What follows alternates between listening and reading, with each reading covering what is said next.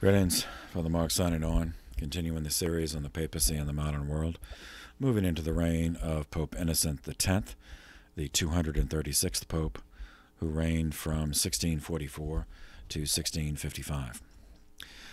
After the reign of two diplomatically minded popes, the conclave of 1644 went to the opposite end, the pendulum swung, by electing an isolationist-minded prelate named Giambattista Pamphili, P-A-M-P-H-I-L-I.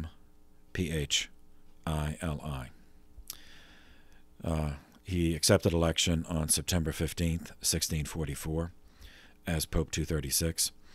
He reigned under the name Innocent. He was the 10th to choose that name, and his pontificate extended for 11 years. Born in the city of Rome on May 7th, 1574, Pamphili studied under the Jesuits at the Collegio Romano and took a doctorate in law, after which he entered papal service. He served in a variety of capacities as a judge on the Rota, which is the first court of Rome, then a nuncio to Spain and Naples. He earned a reputation as a quiet, somewhat taciturn, but very hard-working prelate. As Pope, Innocent X showed absolutely zero interest in the politics of the day. He simply denounced the Peace of Westphalia, which finally ended the 30 Years' War on October 24th, 1648. I should say, the peace that ended the war was October 24th, 1648. He condemned it the following month in a document titled Zelus Domus, dated November 26th, 1648, a month later.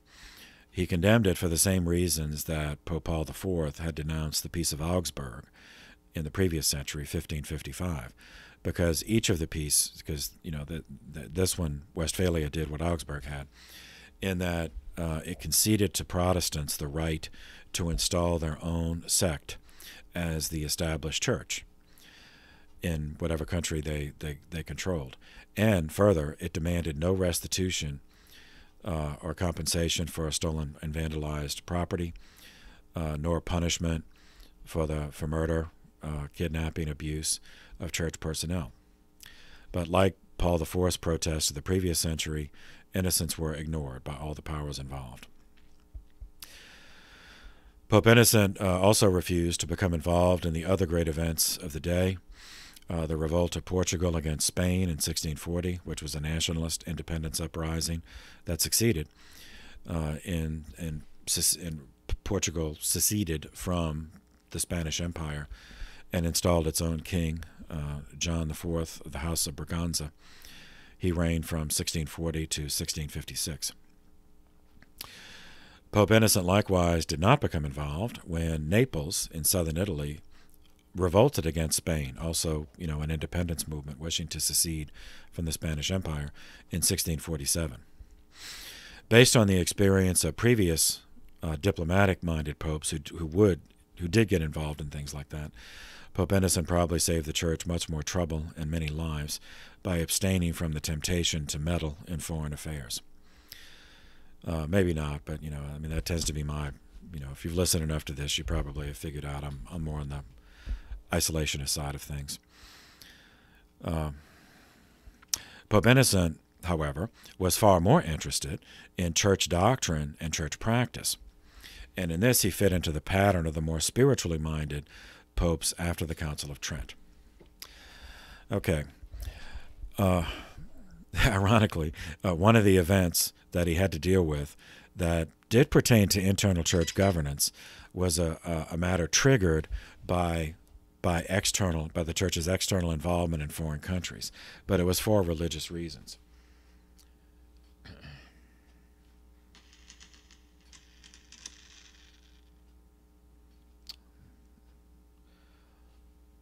Okay.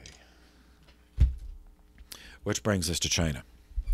Christianity had been present in China long before the reign of Pope Innocent. We covered China, covering it here in his reign, because this is when a problem arose that required a papal decision. And this this was, and the decision, his decision was to condemn what were called the Chinese Rites, R-I-T-E-S, on September 12th, 1645.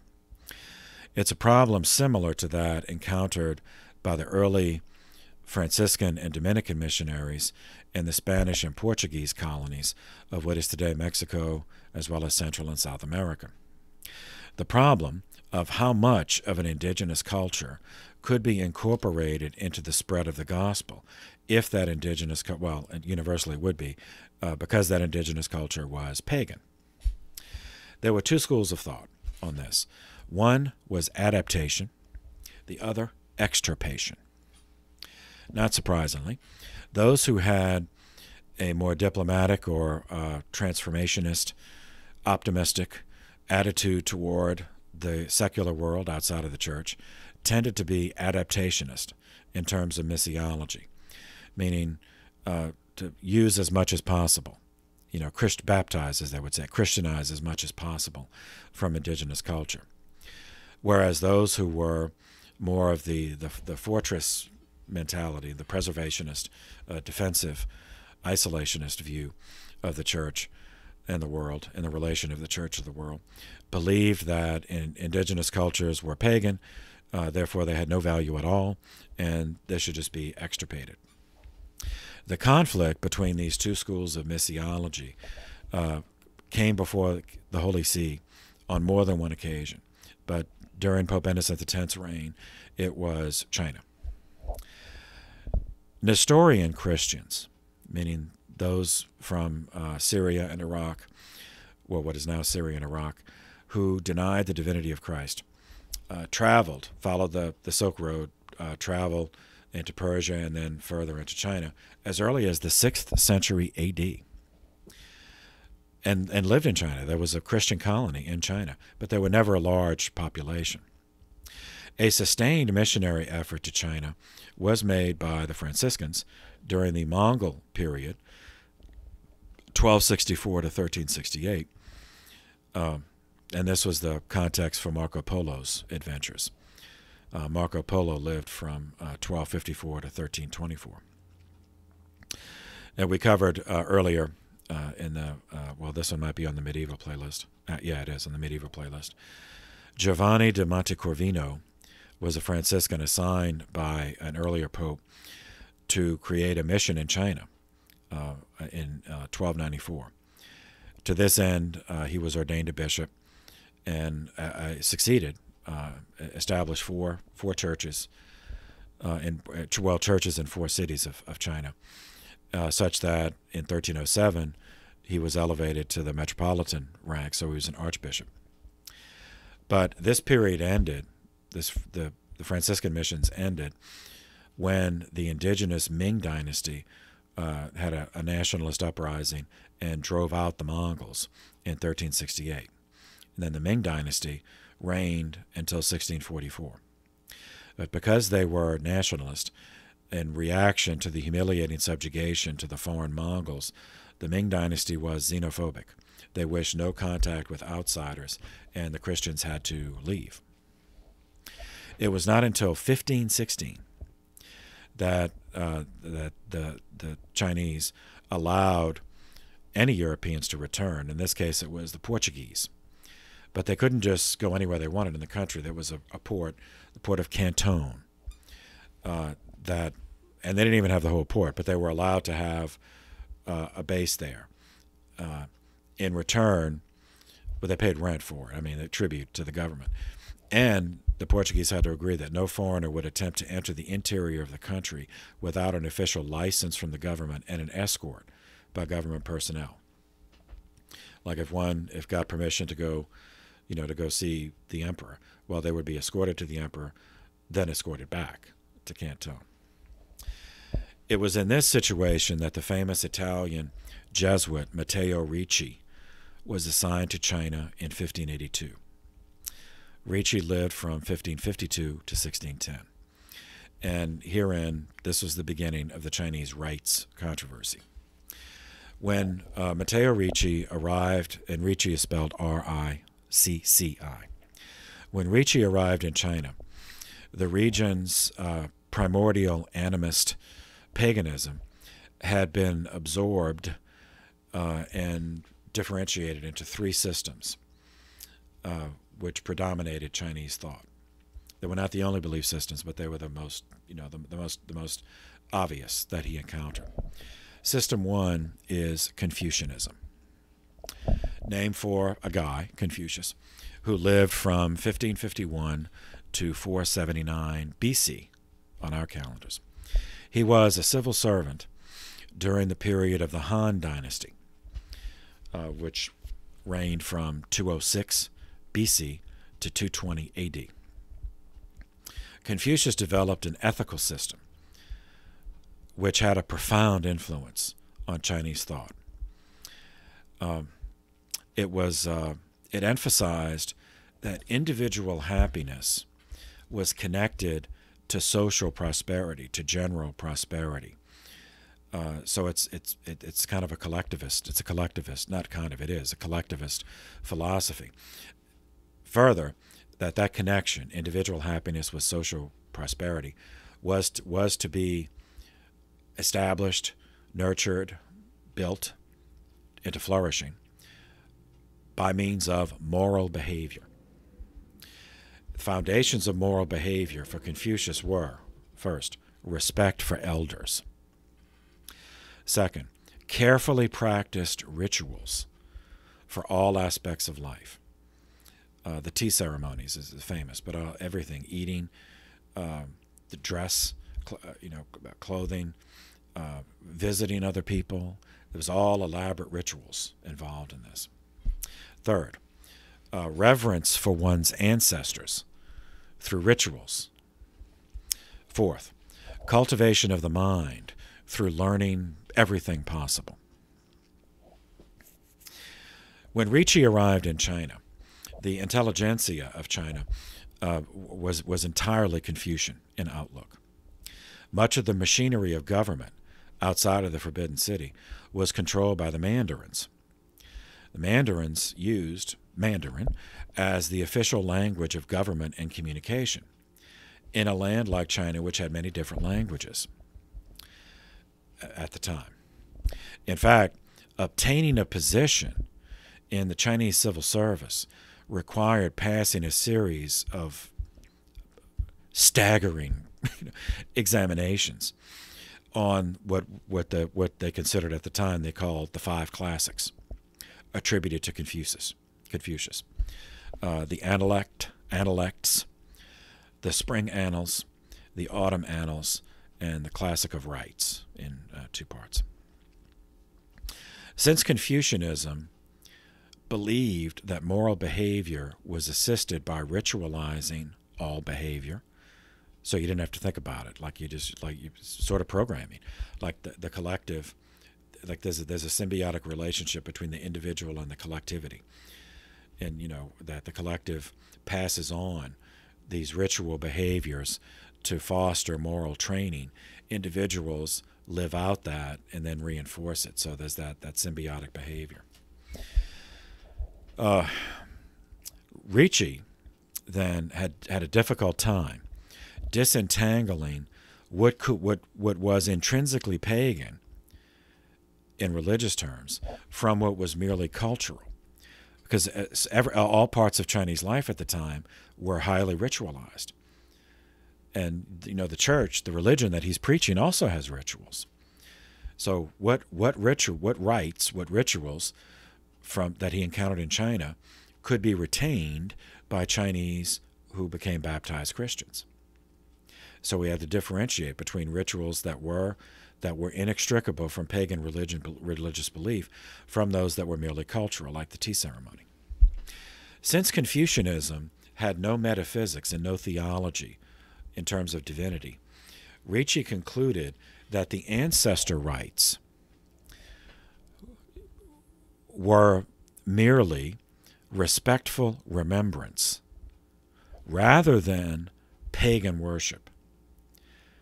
Because of the rituals involved, there were those, as we'll see, who said Ricci was wrong, that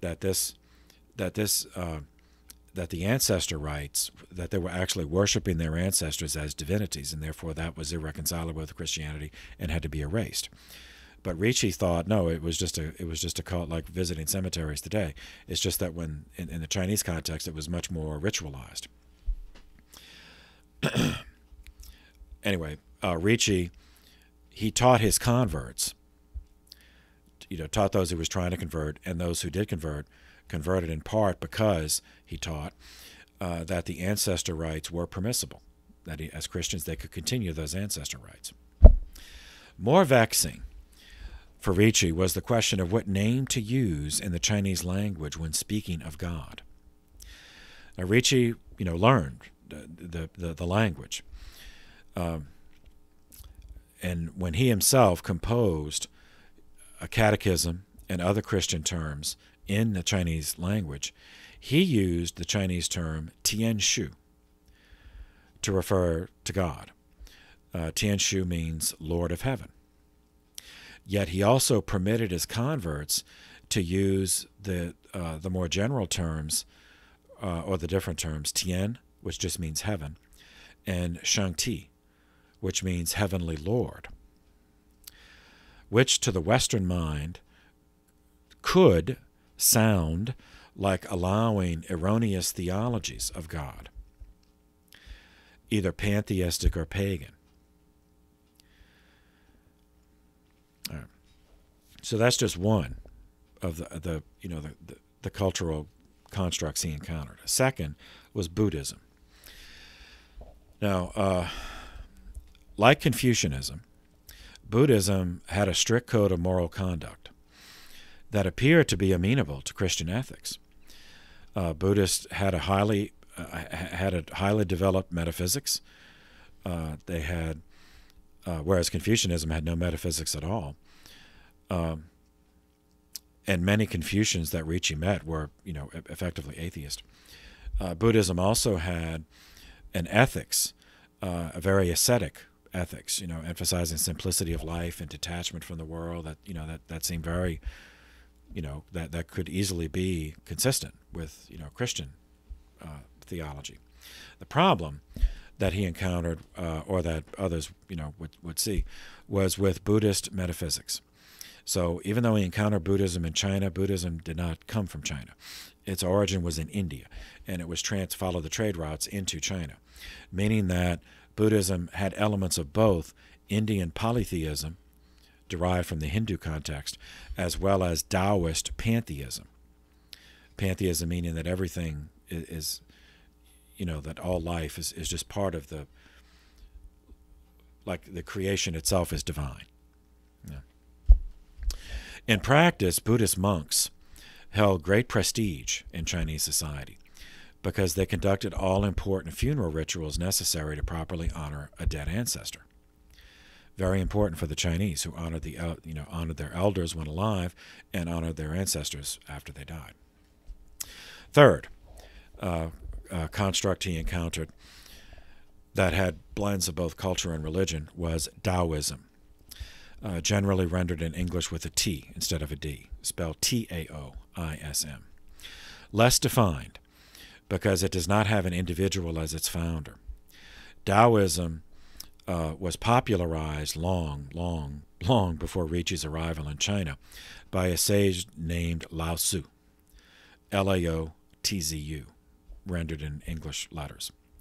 Tao simply means the path, which one follows, and one follows this path by moderation in behavior, and in terms of spirituality, seeking emptiness in order to be in harmony with nature.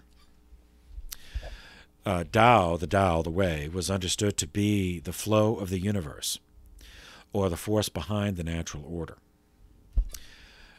Tao, the way, was also believed to be the influence that keeps the universe balanced and ordered.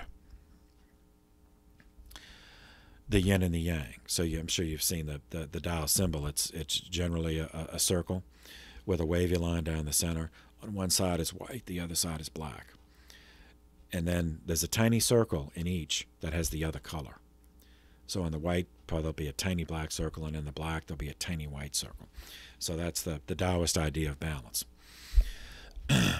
Tao, the Tao, the way, is associated with nature due to a belief that nature demonstrates the Tao. So you have night and day.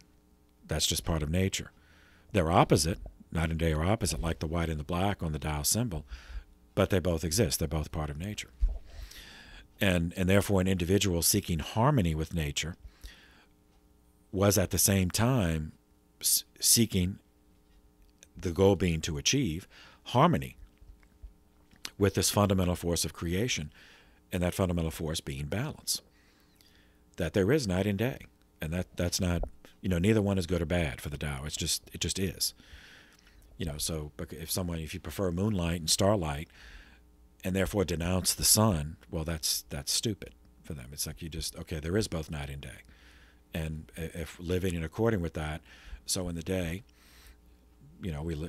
we do daytime things, and at night we do nighttime things, and that's just part of the balance.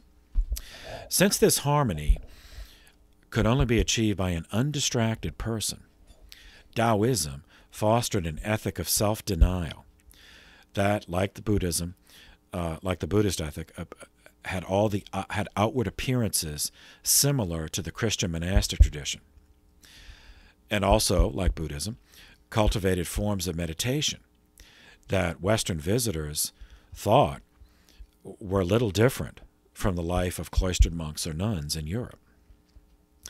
Only the trained missionaries, those who spent a long time in China, learned the language, became concerned because they knew that behind the superficial resemblances, Taoist metaphysics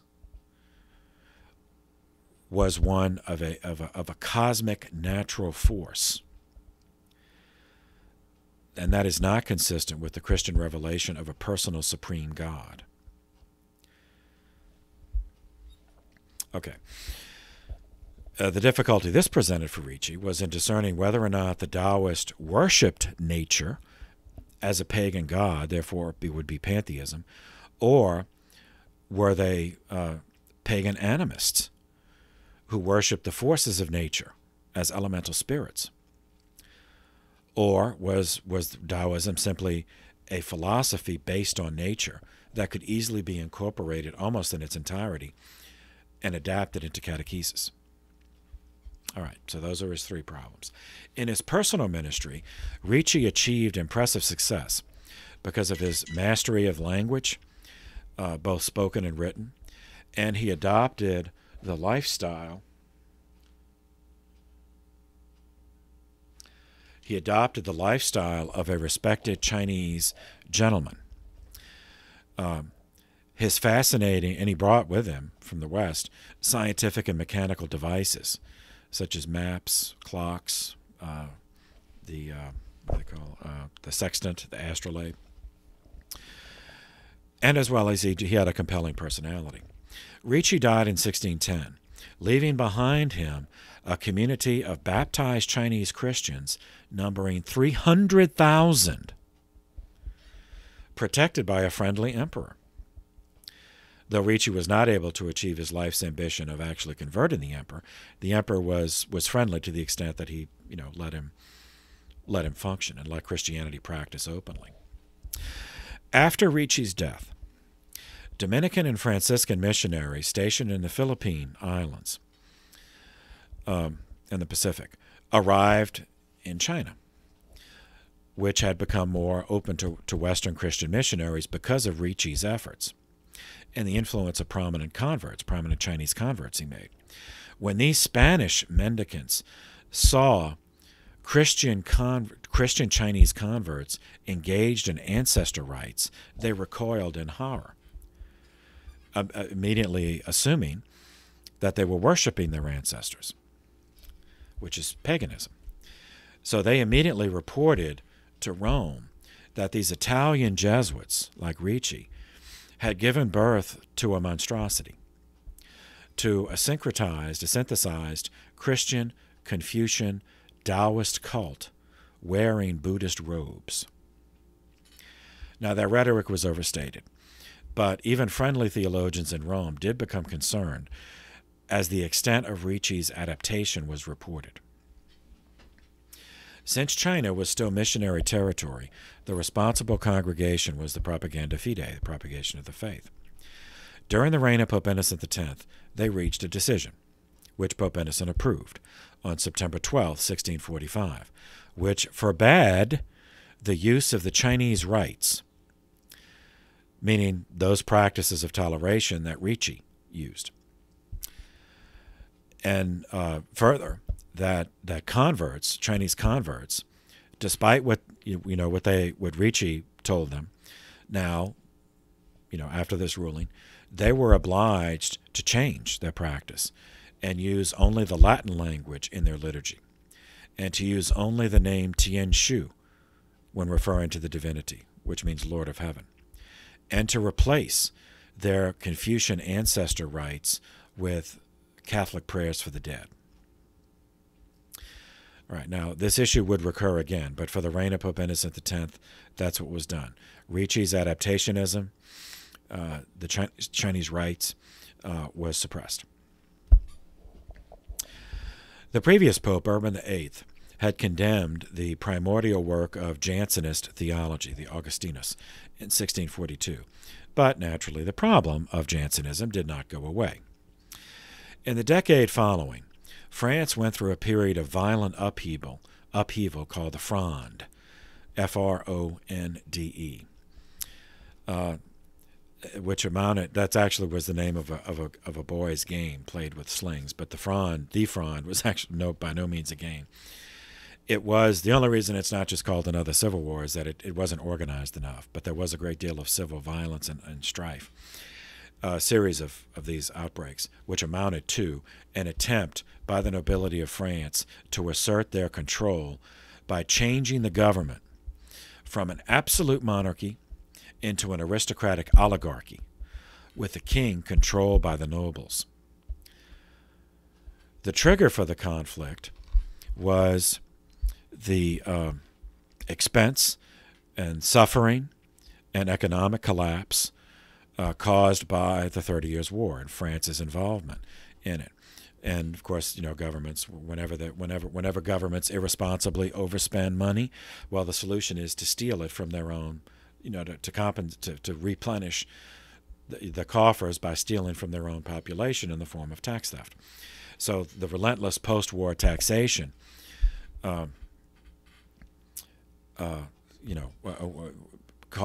contributed to the economic collapse, and made people desperate, and desperate people, who might otherwise remain peace-loving, law-abiding citizens, were radicalized into violence.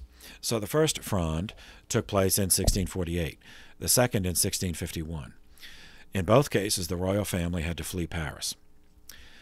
At this point, the army remained loyal to House Bourbon, which it would not do during the French Revolution. The army actually had to invade Paris to put down the revolt and reinstall the royal family. The king at the time was the boy, Louis XIV, born 1638, who was supported by a loyal cardinal who became his chief minister, the Cardinal Jules Mazarin, Mazarin, who lived from 1602 to 1661. As he grew, Louis XIV never forgot the Fronde, and the terror. Imagine a child has to taken out in the night to save his life twice, and he reacted. Once he came into the fullness of power, he reacted by turning France into the most thorough, absolutist royal dictatorship in Europe. The repression he instituted was a cause of much of the resentment and hatred of the monarchy, which exploded during the French Revolution. During that same decade, theologians continued to argue about Jansen's commentary on St. Augustine, which had been condemned by the previous pope, which should have closed the issue. But in this case, as so often, theologians are simply not capable of simple obedience. They just can't shut up. They could not resist writing and debating what the Pope really meant in his condemnation of the Augustinus, and whether or not the Pope had acted properly in the condemnation. During this decade, master's theses and doctoral dissertations were written either supporting or defending the condemnation and the theology of the commentary. It was in the context of these debates that the supporters of the Augustinus were called Jansenists, though they called themselves friends of the truth. A more recent parallel would be similar academic publishing activity after papal pronouncements clarifying church teaching on liberation theology, artificial birth control, celibacy, etc., followed by academics say, well, what did the Pope really mean by this encyclical? And was, whatever that is, was he correct? The debate was dividing theological faculties all over France. Normally, the government would have taken no notice of such academic posturing. But after two revolts of the Fronde, and having to suffer the humiliation of fleeing the capital twice, the government was hypersensitive to any discord. When the loyal Catholic bishop of Vabre, named Isaac Habert, collected the signatures of 85 loyal Catholic prelates, petitioning the Holy See to make a further clarification about Jansenism, the French government joined in, asking for this action in order to settle the dispute once and for all. The petition was sent at the end of 1651, the very year of the Second Fronde, so social harmony was seen as an urgent need. Pope Innocent X responded to the request for a clarification by having the Inquisition go through and extract 5 propositions from the Augustinus, which were the basis for the condemnation. So these are the 5 propositions. And the document condemning them was Cum Occasione, 1653. Now, the condemned propositions, so I'm going to list them, but just know that, so these are the errors. So the first condemned proposition was that some of God's commandments are impossible for some people to follow because grace is not, they are not capable of receiving grace. Second, in the state of fallen human nature, there can be no resistance to interior grace by those who are gifted it, by the, to the predestined. Third, for merit or demerit after the fall, it is not necessary to have freedom from necessity. It is enough to have freedom from constraint. Fourth, the semi-Pelagians admitted the necessity of an interior and prevenient grace, even for the beginning of faith, but they were heretical in holding that it might be either resisted or obeyed. Fifth, it is a semi-Pelagian error to say that Christ died for all men. All right, so all 5 of those were condemned, extracted from the Augustinus, and condemned. The French hierarchy met, and a majority approved of the papal decision. I mean, not that the Pope needed there, but, they did approve it. This represented the first metamorphosis of Jansenism, from theological heresy to disciplinary dissent. Recall that the first heresy of the early modern period was conciliarism, and that was entirely the creation of university academics. The attitudes of conciliarism had seeped deeply into academia, even if they were not always able to publicly defend conciliarism as such any longer.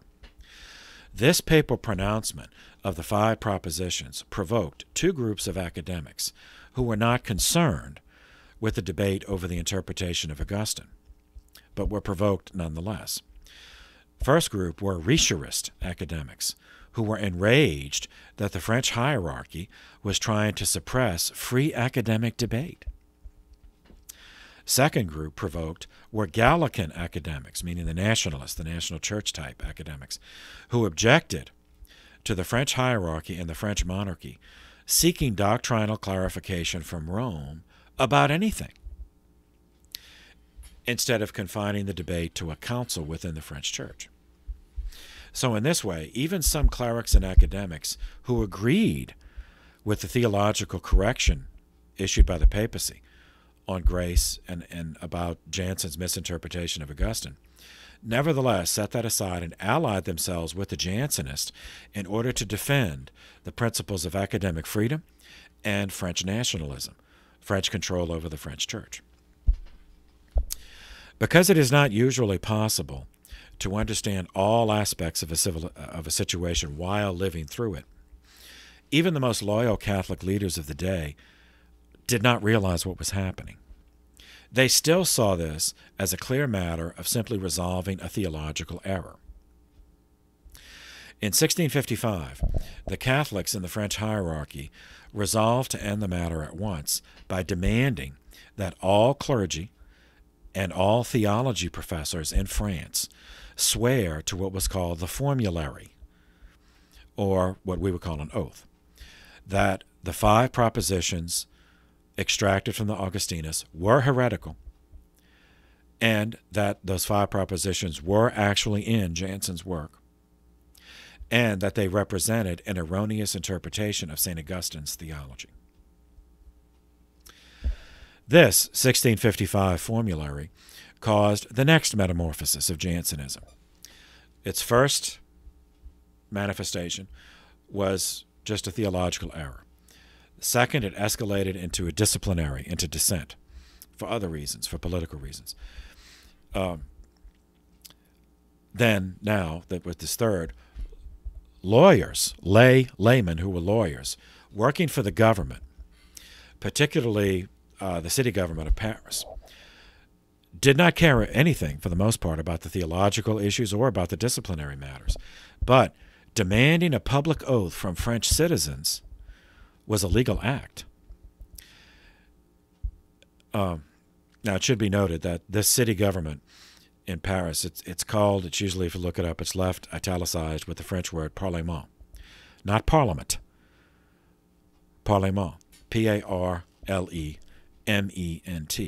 So, like speaking. In this context, the Paris Parlement was a regional law court combined with administrative bureaucracy, so that France under the monarchy did not have what we would think of as the 3 branches of government separated like we do.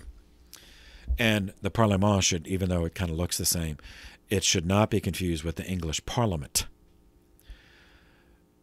The French analog to the English Parliament was the Estates General. All right. The demand for an oath involved legal thinkers, Catholic, Protestant, Jewish, atheist, at which point Richelieuist attitudes of sovereignty, popular representation, as properly belonging to the people as an aggregate, who merely delegate authority to govern, had been simmering in schools of law as well as schools of theology for half a century. So the demand for an oath in 1655 caused those who had no interest in theology, no interest in church discipline, to nevertheless ally themselves with the Jansenists in order to defend 2 legal principles. First, that a foreign prince, meaning the Pope, could not formulate an oath to be imposed on French citizens. Second, that an oath should not be imposed on any group without their first having been consulted and agreed to be bound by that oath, and therefore having a say in the wording of the oath. These attitudes, both attitudes, can be traced directly back to the university heresy of conciliarism, which was based on projecting the guild-based model of university governance onto the church, and then onto all of society.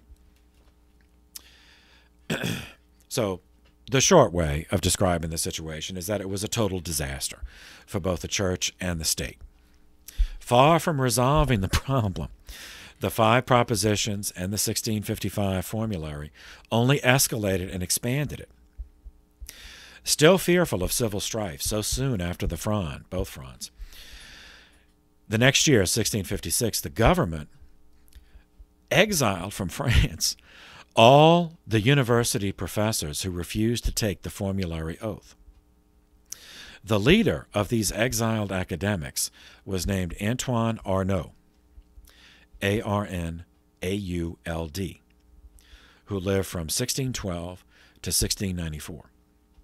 He was a member of a powerful family and the brother of the Mother Superior of the Jansenist convent of nuns at Port Royal. These banishments caused yet another metamorphosis of Jansenism. It was theological, then it was disciplinary, then it was political. So now this goes from political to a media event, an international media event. France had a literate and highly educated segment of its population, and the banishment had caused the relocation of a sizable number of them. Well, there's only a limited number of places they can go. They don't want to go to a place that has a highly centralized repressive monarchy, because then they'd just be killed. Yet they may not have wanted to go, to one of the colonies and hide. So they went to Holland or England. In some cases, they went back and forth, because there, in both countries, they could publish as much as they want, and thereby involve like-minded activists across Europe in what became cast as a fight for freedom by oppressed heroes struggling for the truth against the crushing tyranny of the monarchy, controlled by nefarious priests lurking in the shadows behind the throne. The most famous such Jansenist media polemicist is somebody you probably heard of in another context. He was a mathematician and philosopher named Blaise Pascal. He was a Jansenist, Pascal. Lived from 1623 to 1662. He got involved in this because his sister was one of the nuns in the Jansenist convent at Port Royal. And personally, just from his own preference, he was a person who lived very, simplicity of life, very strict, disciplined life. So he liked the ethical code. And he was disgusted with the prevailing immorality of his day. So he saw that as needed. This disgust became rage at what he perceived to be the unjust treatment of Arnaud and the other scholars who were banished by a government so frightened of losing control of its tyranny that it would sacrifice its own citizens to placate a foreign Italian prince, which is how the Jansenists thought of the Pope. So when Arnaud was banished in 1656, Pascal began writing a series of essays. There turned out to be 18 of them, which now are collected in a work called Provincial Letters. They've been translated many times, so you can read them. But to summarize, they were scathing denunciations of the Sorbonne, the French hierarchy, the Jesuits, for orchestrating what he characterized as a miscarriage of justice.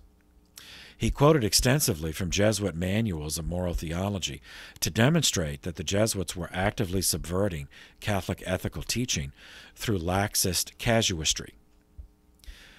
Casuistry is case. Think of case-based morality. So instead of just saying, yes, this action is definitely wrong, if someone approached the Jesuit with this and the person was important and they, the Jesuits wanted to give them a way out, to not feel guilty about, either doing or not doing something, then they would create a case, a case of conscience, as it was called, in order to say, well, in this particular case, so we're not repudiating the teaching, but in this particular case, there are mitigating circumstances, that kind of thing. Naturally, the Jesuits struck back. They said that we don't do this. This is a complete mischaracterization of what we do. So they hit back with their own essays and articles. This kept infusing the issues with new blood and new venom, such that it just would not go away. The long-term significance of this debate is that it solidified the two camps into existence, which would oppose each other for the next century and a half until they fought to the death during the French Revolution.